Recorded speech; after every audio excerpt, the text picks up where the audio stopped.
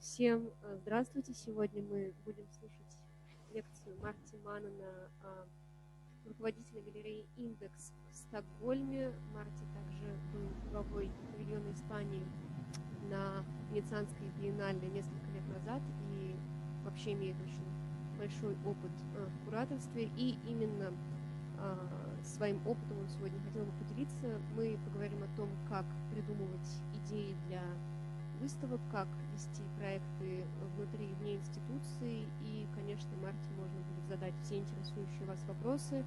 Мы ведем сейчас трансляцию на нашем канале YouTube и ВКонтакте. Мы надеемся, что потом для тех, кто не говорит по-английски, мы сможем сделать субтитры. Ну, а кто говорит, пожалуйста, оставайтесь с нами. Спасибо. Thank you, Marti. It was my short introduction for all viewers. And please, the stage is yours. Feel free to start. Okay, thanks, Anna and Nastia. It's a pleasure to talk with you. Happy that we can do it. There's some sound coming in, I think. I hope that it works, that the sound is also working. But I can start. Yeah, my name is Marti Manena. I'm the director of Index Foundation. Index is a small institution placed in the middle of Stockholm. It's like 5 minutes from the central station.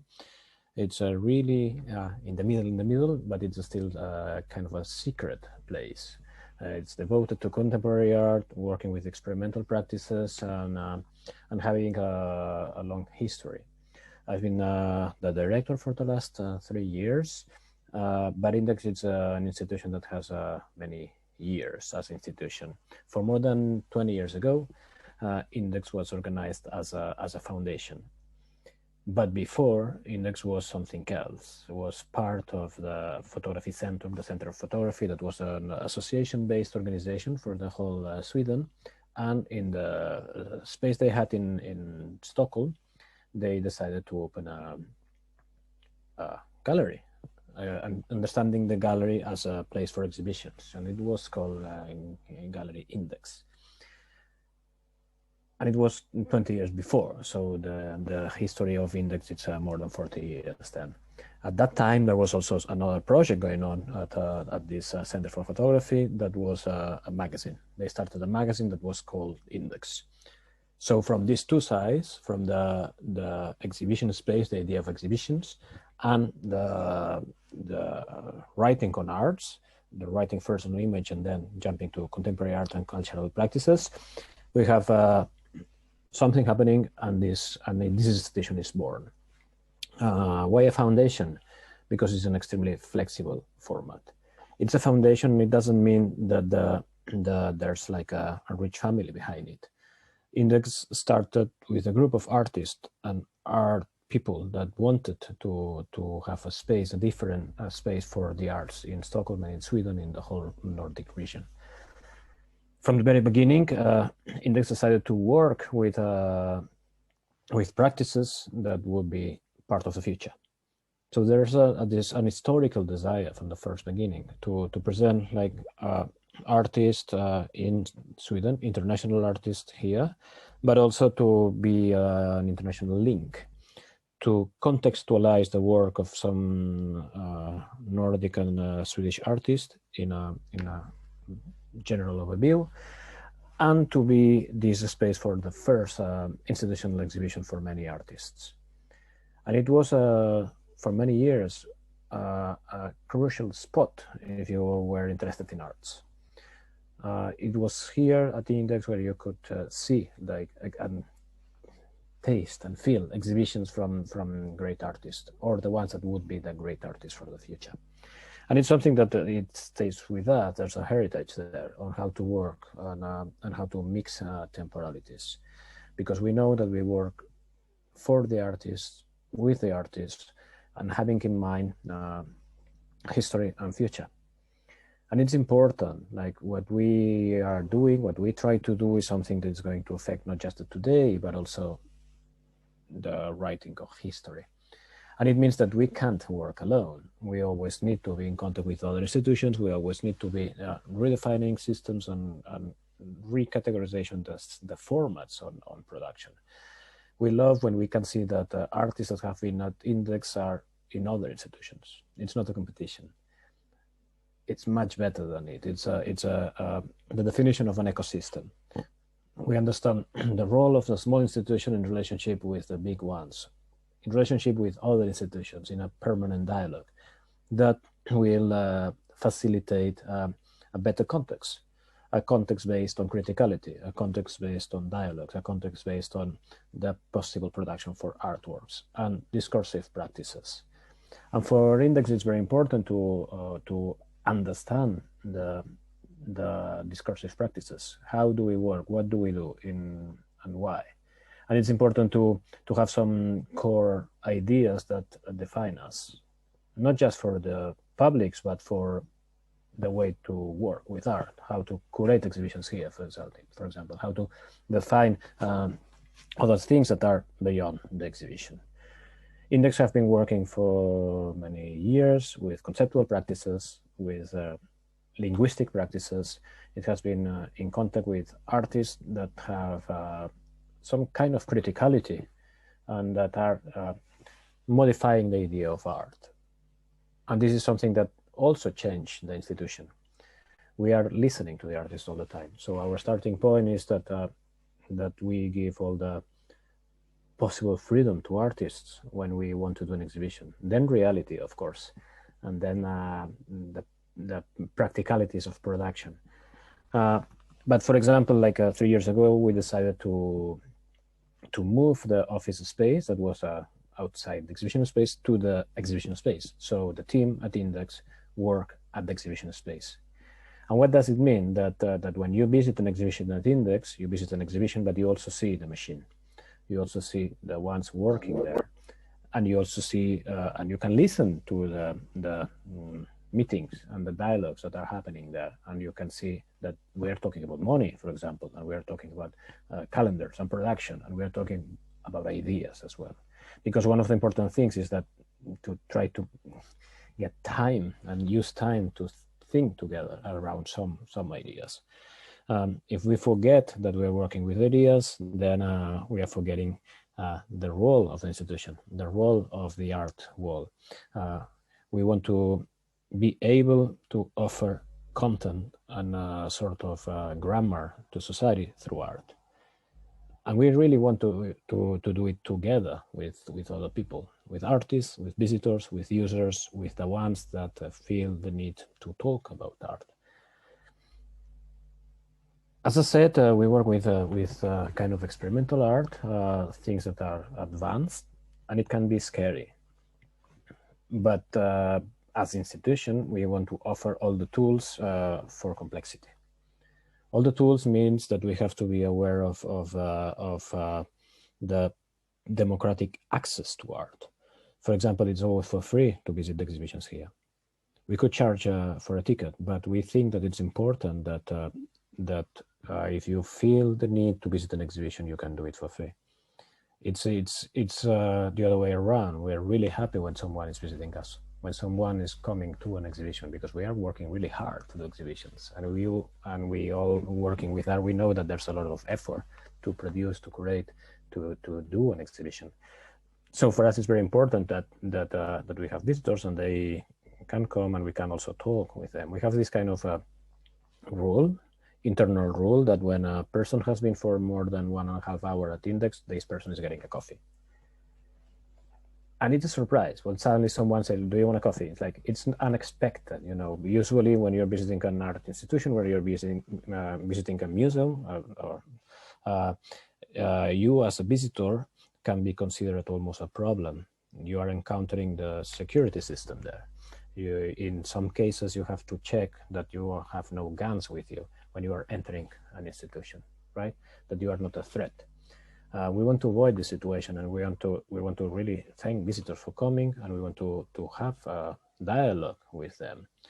It means that part of our working time is going to be this conversation. And it can be stressful sometimes, because then you have to do all the other stuff as well: administration, communication, thinking together, doing curating, having tools, doing events, and talking a lot with other many art practitioners and artists. We do from 4 to 5 exhibitions per year. It's not a lot, but it's quite a lot for a small institution. And what we think is that today, on a curatorial level, but also on an institutional level, we have to work with plenty of formats at the same time.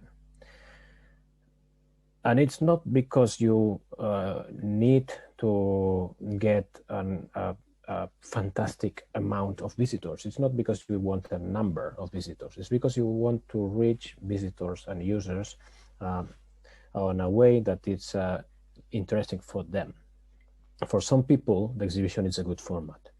For some people, a workshop is a good format. And for some people, a podcast is a good format, and they don't need to come to us. They can listen to something.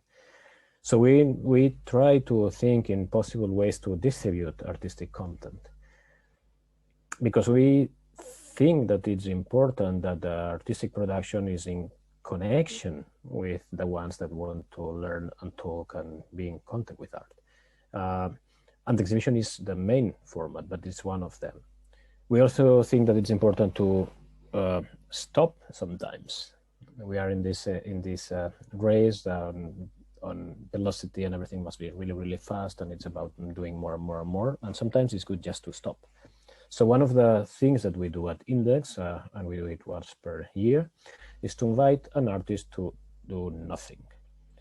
So we select an artist that we love for their work, and we offer a fee, and we say, but we don't want to do an exhibition with you. We don't want to do a talk with you.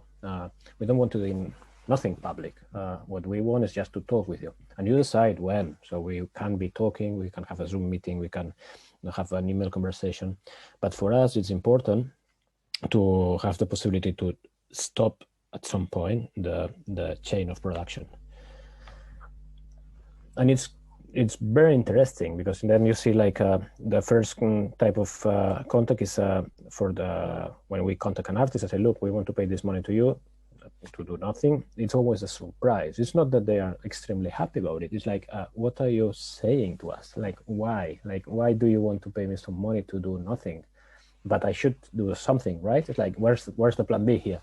It's like, no, really. It's like, we really love your work, and we think that just talking with you is going to change our lives. It's going to change some ideas at the institution. And it happens because if you are spending time listening to someone and talking with this person, your vocabulary is going to be different. So the first year that we were doing this experience was with Anna Barham, and Anna, she's an artist from London, working a lot with linguistics, language, the relationship between language and technology, for example. What happens with artificial intelligence and translation? What happens when the machine makes a mistake? And there are many philosophical questions there on language that sadly are connected to conceptual art. And we were talking with her a lot on language, and sadly, yes, our program was language-based, because everything is connected, and the dialogues with these artists were affecting the construction of the program at the institution. And it's something important to recognize that what we do is not something that comes just from some ideas and some individuals. No, it's a collective practice based on plenty of dialogues. It's a question on society. It's a question on what to do now with a desire to affect, to modify at some point history, let's say. This is one of the lines that we do. This idea on stopping and not producing and just talking with the artists, and it has, of course, a curatorial point on saying we don't need to produce all the time. We don't need to produce exhibitions. Let's try to think together in formats for distribution of ideas. After Anna Barham in this program, we were last year we were talking with Falke Pisano, and Falke is an artist that deals with structural criticism. So a lot of her practice is devoted to analyzing systems. And it was something that we were doing during the whole year. So not just with her, but the whole program was about, okay, let's try to understand what's going on. now. Let's try to have this view on the construction of society. And it was very interesting because suddenly Corona and everything was stopped. And the processes of distribution or the politics in the world were changing really, really fast. And the level of freedom. And the image of pharmacies. And where is culture then? What's the role of culture in this context of emergency? And for us, it was very, very important to think about it together with artists, to work with possibilities, to try to again to stop the process, and be able to just let's think, let's find ways, let's observe what has been going on. We had, for example, one exhibition with Natalie Gabrielsson. The title of the exhibition was The Campaign. And this, I'll show you one image. Let's see if I'm lucky. One of the, yeah. In this exhibition, Natalie Gabrielsson was observing a political situation in Sweden in the 70s. Sweden is a social democratic country. It has this idea of the welfare state, where in the 70s there's the public sector that is important, but something happens. In the 70s, the industrial power decides to change the system and decides to start the process of research and investigation to see if it's possible to privatize the state, to privatize the public sector, to change the rules and the legal system to facilitate a new model. And there's a lobby work with many people connected to many parties and many institutions and universities. And with her exhibition, with Natalie Gabrielsson exhibition, we could follow the map behind this societal shift. Also to see that this thing that was happening in the 70s was, of course, affecting on today, when we can see processes towards liberalism and what happens when with a sort of language related to crisis. So it was an interesting way to talk about the present using historical facts from the point of view of one artist. So it's important not to forget that we're talking about one exhibition with one artist doing a project. And Natalie Gabrielsson was working for more than 1 year to do this project. A project that is extremely demanding. As a visitor, there was a lot of information here because there were a lot of facts and a lot of verified facts presented using a type of aesthetics that is the aesthetics of business. That it's a type of aesthetics that it's accepted as a real one, accepted as one that comes with some veracity. The information coming from the banks must be part of the veracity. It must be part of something that is real. You must trust in these ones because they have the money, let's say. So she's using this type of language from Business Today to talk about a situation from the 70s till the 90s. And it's interesting because as an artist, she decides to not use archive style. It would be an option, to just select all this archive material and put it as something that in betweens and then show a historical process. No, what she's doing is bringing this information to the art and from the art to a possible debate in society. And it happens, and it was really interesting because suddenly it was a surprise for us, but we had think tanks as visitors. We had regular visitors and many interested people in arts, but also suddenly there were some people that were at Index for the very first time. And it's like, yes, we are working in this political think tank. We want to observe what's going on with art and how art it can be a tool to say some things. And it's something that it's suddenly interesting in these pandemic times. You can talk about critical questions using complexity in art. And for us, it's very important to be able to do these things, not to simplify too much, to offer points of departure, of course, to offer accessibility, but keeping complexity there. it helps also the construction of culture as something that is important, that it's something that can be a place for a more interesting discussion, that one that it's in a media defining a populist way of reading on reality, let's say. So for us, it's a good example on what to do and how an exhibition can be a format for having a discussion, understanding that the starting point is the artistic work. Natalie Gabrielson, she works a lot, for example, with institutional ideas, and when she's talking as the artist, but she also has her own institution, the Cabernet Institute. So she's using a type of language that goes beyond the idea of the artist, also to find another type of receiver. So at Index, we were one institution, Index, adopting another institution, the Cabernet Institute, and the work of an artist. So we have three voices at the same time: the voice of the artist, the voice of the Cabernet Institute, and the voice of Index. And having these several voices was a good way also to do some institutional critique, to be able to show that this is subjective voices. The institutional voice is also subjective voice. And the way one exhibition is displayed, it's also a subjective approach. We are in a white cube. The Index is a white cube, and the white cube has its own rules, its own history, and its own system to define a performativity to the visitors. So we have to react. Our body is reacting to a type of exhibition because it's placed in a specific context that shows you what to do and what not to do. So we were playing with it, like with simple systems. For example, the use of typographies, like which typographies are the ones that are more like the museum typography, which are the ones that are more like the think tank typography, and how do we relate to these things? And it means that this is something that we don't need to explain. It's something that happens.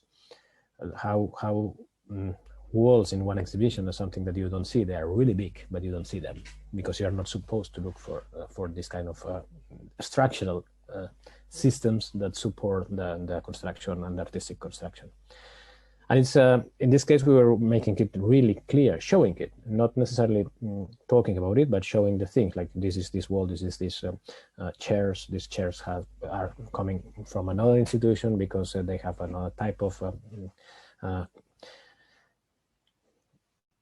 language in itself. So we were talking a lot about objects as well, the criticality that you can see, or this type of language that is the one that is defined at the exhibition.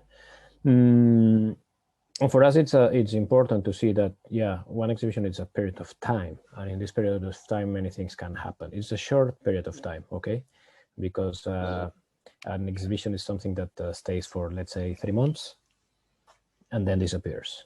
If we compare the exhibition with a book, the book is an object that remains almost forever. And it's interesting also in terms of artisticity, like our curatorial work, like we work for something that it's a short period of time. And it's okay. It's really difficult to see and to look at the history of exhibitions because you usually see some remains of it, some traces, but it's difficult to go back to visit exhibitions. And this is also that it's important for us at Index, like try not to forget too fast and try to leave some traces while we are working. So there are some traces of the space about previous exhibitions. Also to say that, to inform physically that you are visiting an exhibition, but before there were other exhibitions in the same spot, in the same space, and there will be other exhibitions in the future. And you can talk with us or with the ones working there about the future exhibitions because we are working with them. So while you are visiting one exhibition, there are some people there working with other exhibitions. And I think it's important also to be extremely transparent with it. It shows a curatorial approach to the institutional that wants to be transparent with the process and also with the fragility of the process, okay? Like you can see the discussions, you can see things that probably are not going to happen. And it's okay, it's fine. It's part of our work, like to try things and to fail many times, okay? But this type of dialogues in time, I think that they are interesting at many levels, at the curatorial one, but also as a visitor. I'm showing now, more or less, an image of another thing that we do. We do festivals, and we think a festival is a good, interesting format to think about. You know, a festival is something that in its name, it's saying to you that you're going to enjoy some time.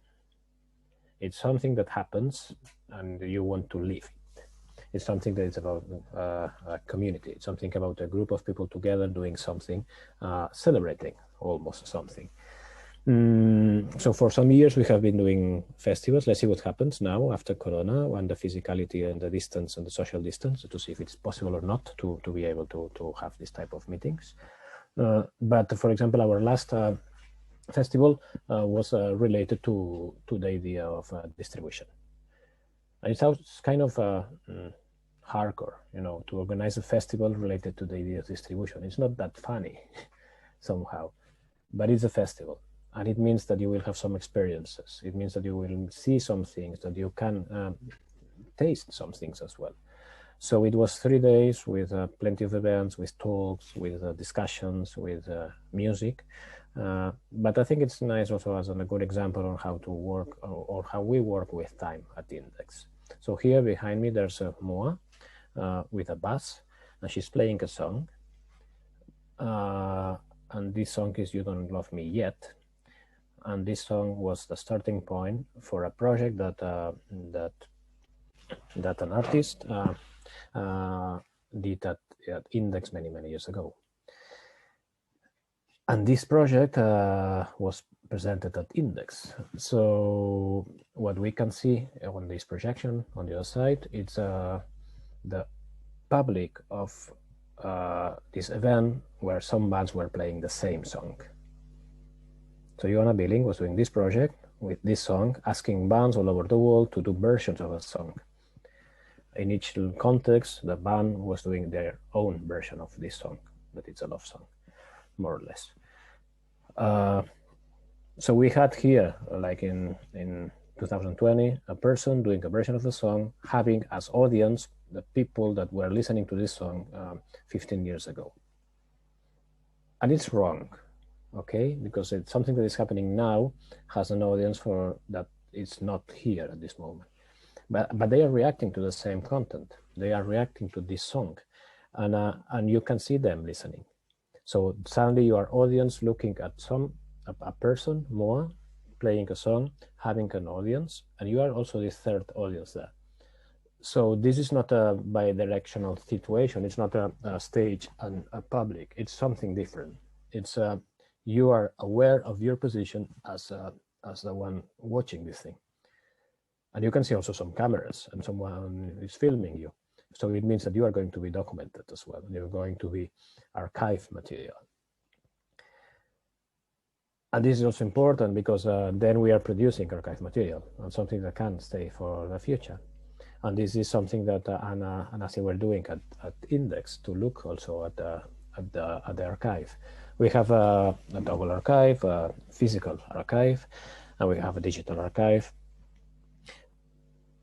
And we don't want to offer just one approach to Index history through the archive. We want to open the archive to many subjects, to many voices, to many ways to understand what the history is and how to write it. So we invite people to dig into the archive, to localize things, to find their own narrative there, and to use this archive to offer these multiple narratives.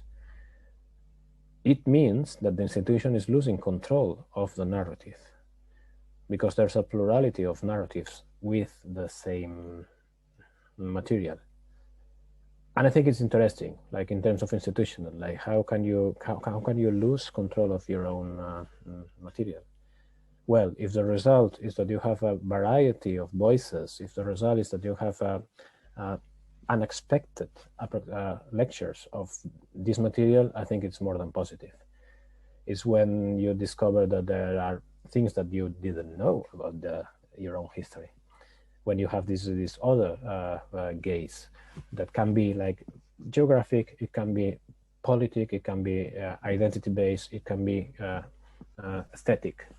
And we have been having some people looking at it, and it's always extremely interesting to see how these people are observing this archive. How do they relate to it? How do they answer to it? And how difficult it is as well. It's also interesting because, of course, you know, we have, it's not the same to see material from 1998 than today. We have an explosion of produced material. You know, when you see pictures of one exhibition today, we can have easily 600 pictures of one exhibition, digital images. It's not the same thing with one exhibition from 1999. There are probably 10 pictures at maximum. Then how to reconstruct this exhibition. Sometimes you need to find more information than the one you find in the archive, and then it's time to talk with artists, to talk with producers, to talk with previous curators. And I think it's something that is interesting to do, to go back, to look back from today, to try to understand what was going on and what can be learned from this thing. What can affect us again if we have the new eyes. It's also interesting for us to look back, for example, at the Index magazine, this publication that was bilingual, so English and Swedish, but to look at a text there, how it was to write our critique 20 years ago. Were we using the same words or not? What was important back then? What names were appearing? What artists were the references? What thinkers were important? And it's extremely interesting to see that some terminology is forgotten and could be interesting to bring back, but also that some things are incapable right now to see how is it possible that this thing is not appearing in this text. How is it possible that this approach is missing? And yeah, of course, it's missing because it's the today reading the yesterday. And we all know that from the today reading the yesterday, you are applying this layer that it's present time to the past, and then everything is different. But for us, it's important to try to do these things, to navigate and to do a type of project that it's not just exhibition, and we love exhibitions. It's good to understand also that the exhibition as a situation where many other things are possible. So, for example, right now we have this exhibition called Editorial Thinking, and editorial thinking it's a box of possibilities. It's to talk about invisible voices as well. You know, the editor of a magazine, of a book. The editor is this hidden figure. Is this person that is helping the writer to do a better text, or is this person selecting texts, you know, and compiling text to do a book, or is this person doing a magazine and bringing this magazine to places to distribute it as well? So we wanted to look at this editorial thinking. That means that you need other people to work with. It means that you need the collaboration with others, and you need the generosity from many. We wanted to see it in artists, in art practices, and we wanted to see the artistry of editorial work in book publishing houses. One of the first things you see now at Index when you enter the room is the floor has several colors. So you are in a green area, and you see a really big bookshelf with around 500 books. It's novels. You have 500 novels written by artists. Like, okay, am I visiting an exhibition, or I'm at the library at this moment? What's going on? What happens here? What kind of attitude do I need to be here? Can I take a book? This is an art exhibition. If I take a book, I'm touching an artwork. Is it okay or it's wrong? So it's interesting in terms of performativity also, like to see how to react. Like, what can you do in one exhibition and what is supposedly forbidden? And in this case, it's novels. And it's also interesting to see how artists during time have been feeling this desire to write a novel. An artist novel is not the same thing as a novel written by an artist. So there are some beautiful, flexible things. Some of them are impossible to read. For example, one, because it's written in a language that doesn't exist. How to read a novel in a language that doesn't exist. Okay, it's extremely demanding. You can start, and you can see some names that are appearing there, and these names are characters in this novel. So after a while, reading something that is impossible to understand, you have the feeling that you are understanding something. And it's quite beautiful in terms of art as well. Like, you don't need to understand everything literally. You can start thinking with this thing that is there. So for us, it's important to show these other possibilities and to see that there are other temporalities. We are also presenting a project by Alex Reynolds that is something that happened in Stockholm in 2011. So an artistic project, performative based, from 10 years ago.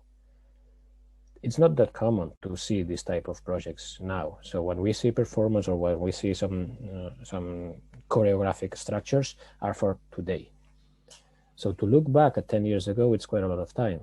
But in this case, it's also an extremely interesting project because she was, Alex Reynolds, she was using the postal system to send letters to people. And right now, with the social distances, suddenly to look back at one artistic practice based on letters makes sense. Because there's a sort of emotional connection there, and it's focused in one person. So we have an artist that was working a lot, immensely, but a lot with Mobile Art Productions and Magdalena Malm. That was a production system for artistic practices. And they were like doing research on many people and and localizing some people and selecting 8 people in Stockholm and then spying on them. So they were taking pictures on their streets, following them to the supermarket to get a lot of information about these 8 people. And then what what Alex did was to write letters, handwritten letters, writing the wrong direction, and the sender was the one that was going to receive it. So imagine that you are at home, you receive a letter, and this letter is supposedly, it's you that have sent this letter to the wrong direction. You open the letter, you see a handwritten, you start reading the letter, and this letter, it's written as it's you talking, and this you, it's quite close to you because this you has a lot of things that are about you. So there's this thing on veracity, this thing on reality, this thing of fiction, and these possible connections on how to work with a narrative, a complex narrative.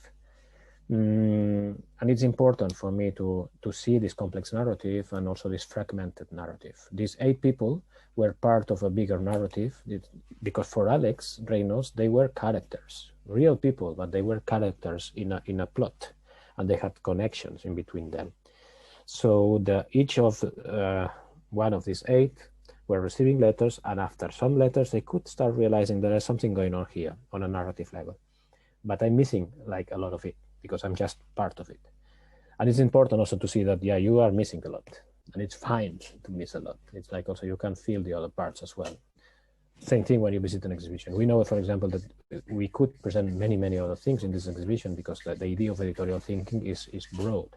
It's about how to think when you see text, how to think when you see art, how to think when you produce art, right? But we wanted some examples. This is also why we have Idei, that is a brilliant magazine, Swedish magazine, extremely conceptual, and they are showing us how to produce, how they edit, what's the core of their editorial processes, and they do it aesthetically. So suddenly you have editors using aesthetics to talk about editorial work. And we have also a series of publications by Rosa Barba that is called Printed Cinema. And it's just this thing, you have 20 publications and it's like, look, this is a film and it's paper, it's pages, but it's a film. Like how to look at something on the wrong way, how to look at this object when someone is saying to you, this is a film, and you can see that it's paper. But if you accept this contract, you see this publication as a film. And then there's another layer of poetry that appears. At the exhibition, we also have a choreographic work. We thought that if we think about editorial processes and thinking, it's important also to see the performativity there. So we invited Pontus Pettersson, he's an artist and choreographer, to edit choreographically the exhibition. And as I said to you, we sit there, the team sits at the exhibition. And he decided to use us as his material. So right now, the team at Index, yeah, we have special clothes and a score. So there are some things that we have to do because the editor, in this case, Pontus Pettersson, has decided that we have to do some things every day. It's a score, it's not a manuscript, so we have some freedom. But it's also interesting to see like this complexity and these double ideas, you know, when someone is acting as a choreographer, but also as an artist, but also as an editor. And we like this kind of possible dialogues, you know, that nothing is extremely clear. And in these gray zones is where you can find a starting point for a dialogue. Because we are not closing a subject. It's not that we come with a solution. No, we come with many more questions. And this is why we want to be there, why we understand exhibition as a place for questioning. It's not a place for a message, that it's not necessarily a manifesto. A manifesto is something that is really cool. But we also like this idea of the exhibition as a place in process, as a place that is a possible definition for the ideas. And related to it, it's also great to see that it's part of history and the construction and the curatorial work with history. A few months ago, we had Sven-Olof Wallenstein and Daniel Birnbaum talking at Index on Lyotard and Les Immatériaux, one exhibition that the Lyotard curated at Pompidou in Paris, an exhibition based on the idea of the non-materiality. So there's this discussion on the production of the exhibition as almost as a philosophical arena, like a place for the ideas, and a place for the ideas that it's interesting because it's not closed on a grammatical level. So there's a level of freedom while you create an exhibition, when you produce an exhibition, or when you think an exhibition, that is also extremely difficult, because it goes together with this contract between the exhibition and the visitor, that everything is possible there, that there are no grammatical limits, that there are no sentences, that there are almost no words, that everything could be a word, everything could be a sentence, everything could be extremely flexible. And I think it's important to see the idea of the exhibition as something that goes beyond traditional grammars. Understanding also that the exhibition has a secret language, and we see possible secret languages. You know, you can see a specific type of exhibitions in one museum, and you can see another specific type of exhibitions in another museum. It's not the same thing to go to the history museum than to go to the contemporary art museum. Both are doing exhibitions, but both are doing them using some systems. And for me, it's really interesting to see, like to be aware of these types of languages and what can you do with them, and what can you do also with things that we take for granted, as like the archive exhibition should be white, gray, and kind of boring. No, it's not boring at all. Never is boring. You know, the archive exhibition is fantastic as well. But how to play with it? How to put this level of performativity there? How to be able to modify some hidden rules? The first thing is to make them visible, like to talk about it, and to offer this possibility for a dialogue. And I think it's important that we try to do it all together, like to accept this dialogue, not to be afraid of it, not to hide from the visitors. It can be risky, yes, but I think it's what gives us like more information and more possibilities and more ways to work with art also for the next ones, for the next projects, for the ones that you have in your mind, but that are going to be modified through the practice and the dialogues with other artists and more people. I'm talking quite a lot. I don't know if you want to say something or you want to talk also about your experience there at Index on just taking the archive and deciding what to do with it.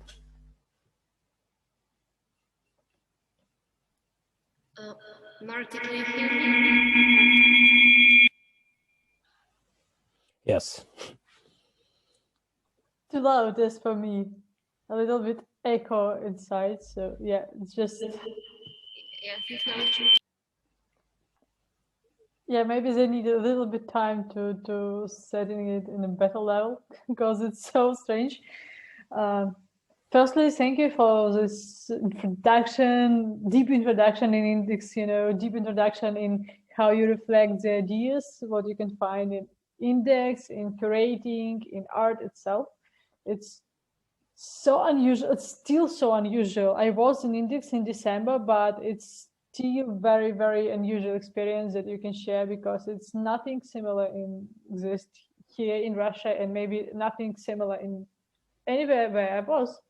So it's very, very unique experience. Now your mic is off. Sorry, yeah. Guys, type a few questions in the chat. So Michael, yeah, the question if it's connected to the size of Index, yeah, of course. Index is a small institution. It means that it's possible to do things. It's possible to be really, really fast and react to things.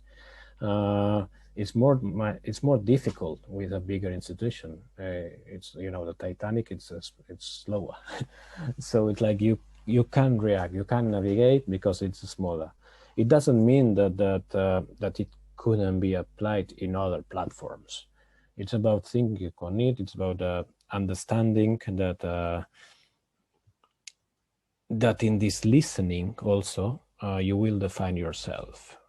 Like that, it's understanding the visitors and the receivers and the users and the readers as someone that are part of the process.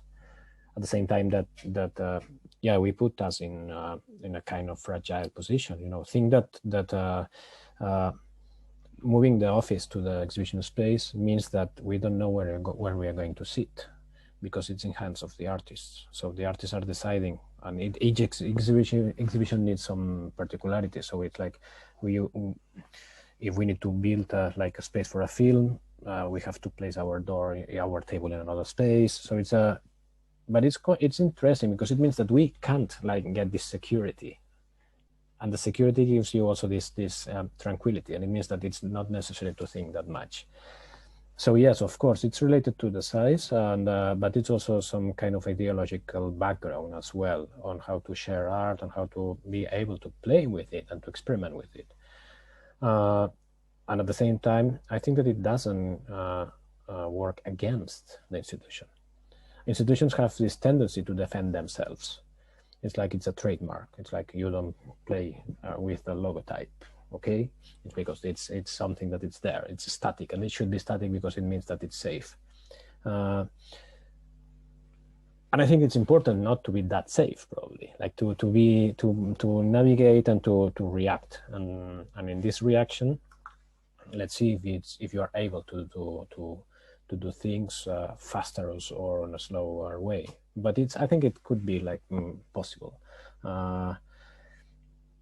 I've been also working in other formats with other institutions, and sometimes it's difficult and sometimes it's possible.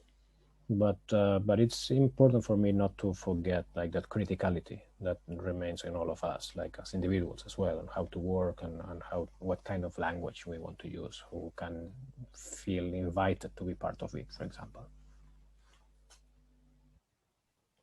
Yeah, that's just great. Maybe I have a question. That you taught a lot that Index is very open for everyone, for visitors, for artists, for curators, and I just feel that when I was in the Index. Yeah, it's very nice. And do you have maybe some ideas about specific how to work with young artists or very young curators or very young trainers maybe sometimes? Maybe there is some problems in other institutions because they're not always open for that. So what do you can say about it? Because as a young curator, I'm very interested in how it happened. Yeah, super good question. It's this thing that we want to be open, but Dora Garcia, the artist, has this beautiful sentence that says that art is for everyone, but just an elite know it. And it's kind of true. It's like, okay, we want to be for everyone, but you need to know that you are accepted there. And yeah, we work a lot with also with young artists and young curators, and we try to offer platforms as much as we can to navigate on this institutional realm, but also in the independent possibilities. It's not easy, but I think it's something that is extremely powerful for the institution. So it's not necessarily an act of generosity. It's like we are learning a lot with you, for example, and it's and with really young people. Index has as a foundation, we have a board. The board is composed by artists, some people from universities, some people from other institutions, but we also have another board that is the teen advisory board. So I have to present the program twice, to this board, the regular board, and then another one that is composed by teenagers.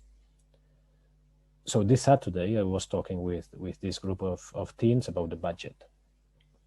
Imagine that you are like 16 years old, 17, and you get all the information on costs, like how much it is to run an institution.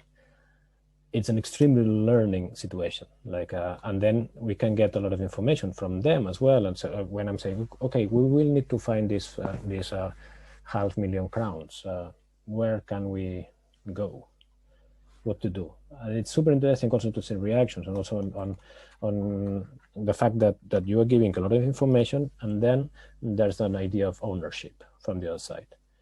When you are giving more people understand it as its own place. Like if you feel that you can be part of this thing, you have another type of emotional connection with the institution. So for me, it would be like just try to open some doors.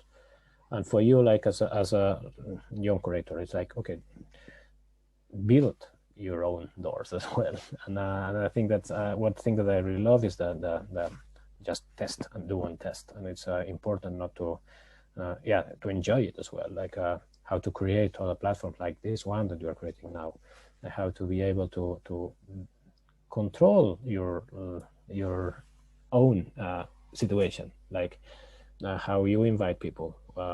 It means that you will have a sort of dialogue, and it's in your terms. So it's also cool to play with these things more right now when institutions and non-institutions are using the same grid. So we are talking via Zoom and using YouTube. It's the same material that any institution is using. So it's really interesting right now. It's like in terms of access to formats. Suddenly, it's like you can use the same formats. You can use the same type of image. You know, it's like we have this distance to the camera that is the same one as we would be using in a big museum at this moment. So there's something interesting in terms of language of a cultural activity at this very moment. It means that the boundaries are not that clear. It means that you can do something outside the institution, and this thing can be seen as something institutional. So it means that you can like pervert the system. Well, it's something interesting as well, like how to act, how to behave as having a sort of institutional voice. This is also why I was talking before about the exhibition with Natalie Gabrielson. And she, as an artist, deciding to have the Cover 9 Institute, you know, to have something that it's more than her. As a system, also to be able to negotiate with institutions. So we had like, let's say, like 2 contracts with her. One was as an artist and another one as an institutional one, in between 2 institutions. And I think it's a good way also to deal with it. Like if you are like a collective, or if you are a group of people, or if you are doing a magazine, like there are many, many ways to approach an institutional context and to propose things. First thing, of course, is to know about this place, to know more about the structure, and to analyze what could be good for these people. So I'm really happy when we have some proposals and they are connected to what we do, because it means that we will have a nice conversation using a vocabulary that's going to be similar, different, because it's important. It's not the same thing we say, but in connection. Yeah, I just think that if I was a teenager in 16 and somebody discussed with me budget in a serious way, I feel myself like so worthy. I mean, I'm so equal for everyone that I can decide, I can try to think about it, because usually I suppose not every gallery open for it, and not everyone ready to discuss the budget and some really difficult topics with teenagers. And that's what we can find right now. Maybe it's a new trend to be more open for teenagers because it's becomes more popular in galleries. I can find it. But now I think it's impossible, right? Wow, it's so great. Yeah, really. It's difficult. It's not that easy, but for both sides. But also, just to talk about it, I think it's a really good exercise, and it's it's demanding. But in this case, I'm talking about a group of 8 people that have applied to be part of a board, so they understand also the responsibility of it. But it's an extremely learning situation also. But it's good. It's a project that I started 5-6 years ago now. So it has been evolving. But to see like that, the fact that they are young doesn't mean that they are stupid. They know a lot, and it's really cool to see, like, when you present a budget, it's like, okay, it's like, oh yeah, it's fine. It's not that much. It's like, okay, cool. Yes, it's true. So to see how that they can analyze also, and then we talk with them as well and say, okay, look, now you know the budget, right? So when you visit this institution, this other institution, they have like a lot, much more money than us. It means that when you visit an exhibition there, this exhibition costs this amount of money. Think about it when you visit an exhibition. And so then you have a group of people every year that are really good trained to visit exhibitions and to be critical, just because they know the machine and they know how to observe and how to read it and how to be able to come with criticism as well. Because the good thing with this teen advisory board is that they are extremely direct. So if they have to say something, they say something. It's real. So if there's some rage, they are going to use it because they don't need to cover it. While in the other one, they are going to be probably more civilized if they have some trouble. So it's really cool to see like this double way to deal with institutional practices, and also to see like that in this case, transparency, it's a really good thing for us as well, because we can see like then directly how they are involved and how they can think as well on these institutional terms, and how to see like what the program is, what would be interesting for them, how they would reach more people, and how they would think that it's something interesting for them, and how they can suddenly bring some friends, because they own this space, so they will show it to some friends. It's like, okay, cool. So that's something that it's not me showing a space. It's like it's this team showing the space to some friends, and they will feel that that it's acceptable to do these kind of things. And suddenly you have a new generation of people that have learned how to visit an art institution. Not just visit, but how to be responsible for an art institution. That's very, very important, I think, because it's new generation of artists, maybe it's new generation of curators, probably we can be directors or somebody else. It's so great. As I understand clear, the ideas for exhibitions, what you find for index, it's mostly from the common ideas what index can be. So from common ideas what you want to did for people, what you want to get them, what you want to show them. So it's not like there is a trend in art, or there is something else happens in art world and you want to put it inside. That's something what you want to put for people from inside to outside. So unusual, I mean, so interesting, because I never thought about it in this way. Yeah, it's okay. It's connected to the DNA of the institution, that when you are based in the future, then it's that it would be fantastic that what you do now is affecting in 5 years. To see something affecting in 5 years, it's fantastic. It's really cool if it works. It means that you have some freedom before these 5 years, because you can fail a lot. But it's true that we start with ideas and some political action. So we could see we see and we are aware of the fact that in general in the art world there has been much more solo shows with men than women. So we reacted also as an institution to say, look, we have to change it. And there are incredibly really good female artists, and we are not going to the exhibitions because they are just women. We are going to do it because they are brilliant. So for many years now, we have just had solo shows with women, and it's a way to balance the whole system.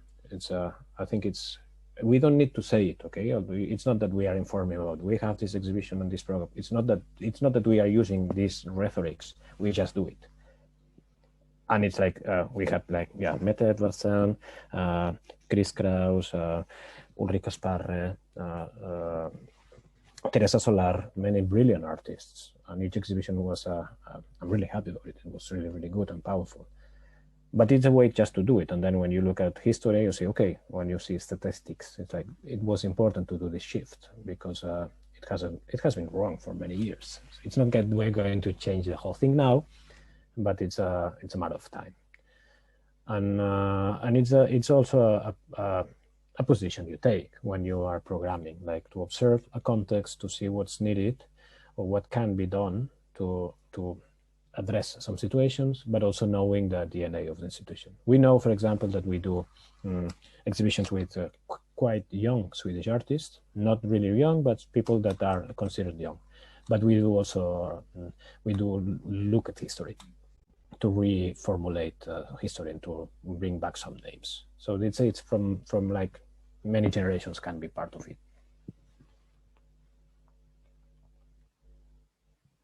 It's so great. Thank you so much. Maybe you have some else questions? Some questions from girls, from our visitors, maybe? Just. I have a question. Can you hear me now? Normally, yes. Without any trouble. Thanks, God. So when I was working at Index, I noticed that the public is very diverse, yet they all have something in common.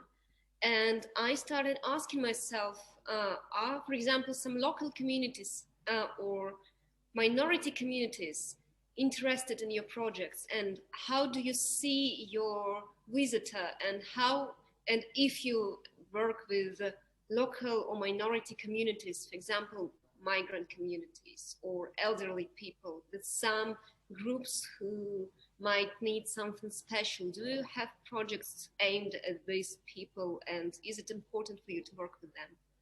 Yeah, it is, and it's really difficult. At the same time, it's fantastic. So, for example, with the Teen Advisory Board, when we select the group of people that are going to be part of this board, we also select them understanding that it must be a variety and a geographical variety as well. And we need some different backgrounds. So we have people with families in the art world and people with no connection with the art world. But it's really interesting to see it, like how to be able to reach some parts of society when they feel outside of the cultural sphere, because it has been like many decades of information saying that you are not part of it. What happens when you say, no, look, it was wrong and it should be a place for the discussion. It's complex with you, and we want you in this space. And we are going to talk about race, and we are going to talk about gender, and we are going to talk about politics. And to do it, we need all the voices. What we do is to work with the program as a starting point. Like we have this exhibition with Roxy Farhat, and she's an artist that was talking about dealing with in a brilliant way with feminism and politics, with art and films, using like the music video as a format, also as an extremely popular format, you know, it's, to reach some people. Next exhibition is with Hani Kamali, and Hani is an artist, and she's observing the colonial aspects of the monumentality in town, like how some monuments still have this historical background that is connected to colonial times or a colonial thinking, and how do we accept it because we have seen them all the time. So she's working about fragility, she's working about state or power violence against individuals. So we have many aspects that can be like connected to fragile sectors of society. Then is if they feel that you are a voice for it or a place for it. And then you have to be extremely humble, you know, and accept that you're going to need a lot of time to reach and to get the trust from a community. we know that we have the trust for some generations, and as you say, you know, there's a variety of people. You can have like this old granny coming in, or this really young kid, and both can feel the connection with the institution because it's a learning institution. It's like this thing that we were commenting on, knowing about budgets. This parallel thing has been there forever. Like as you know, it's this space where you understand that you are visiting and you are interested in contemporary art. So this is, and it's a nice encounter because it's a small institution. It's not the big museum. It's something that it's accepting you somehow, but it's time. It demands a lot of time. But it's extremely important, and I think that that we all have a responsibility on it, on understanding that you need to be more open, but you need also to make it visible. And it's one of the things, for example, that we have been working many years with the teens to talk with them. Like, oh, okay, look, we know in general the art world it's extremely wide. How to deal with it, really, how to change it, how to invite more people, how to be able to have other voices that have the same right to be here, because sometimes they don't feel that they have the right. And it has been really interesting, and we have been also acting performatively with them, like having talks, like philosophical talk. You know, on a philosophical talk, you know that the age, it's you have people not really young. What happens when suddenly you have these teens coming into a talk that is on advanced philosophy? Something happens in the ones talking, in the audience. It's like, what are they doing here? It's like, yeah, of course they are here because they own the space as you. And it's that, and then you have a nice possible dialogue on how to deal with responsibility, how to be able to think, how to be able to share this thinking. And I have some images on it that it's really fantastic when suddenly it happens. But it's a lot of time. It's a lot of time on how to show that it's possible, and that it's more than possible, that there's a desire of all the types of connections. And again, you know, program is also a key thing, like to show that you are taking it seriously. It's not that it's a spare time or some event. It's like it should be part of the core of the institution as well.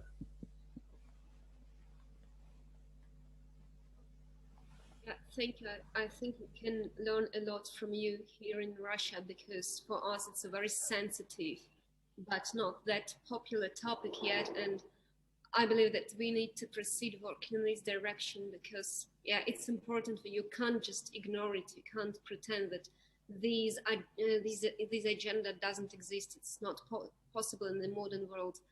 But for us, that's what we are trying to learn here, by the way, how to work with the most urgent and hot topics that are not discussed probably in the public field yet. And thank you very much for sharing your experience, for saying what you think, for saying what you have done with the index and what's important for you and how you approach these questions. I think it's a reciprocal influence. So maybe you can also learn something from us. Maybe you Absolutely. have learned something from us. Yeah, of course. Yeah. Yeah, and thank you again. It was very pleasant to hear from you again and hearing about your experience and your work in the index. Thank you. Thanks to you. I'm really happy that we can talk, and to see also that, you know, that you were here and now we are talking. It means that it's a never-ending story. We will continue talking. Yeah, so great. So if we don't have another questions, I think we don't have. Maybe it's time to finish, but it's never the time to say goodbye. It's always a time to say see you again, because I think we will have some meetings probably in future, because it never can finish, I think. So thank you so much again. It's so lovely, and it's so wonderful to speak about it, you know, to have a very free conversation when you don't need to avoid some topics and you don't need to avoid some critiques, because you can be really free in this case and just discuss what you want. So thank you so much. See you again. Yeah, thanks to you, and we keep in contact.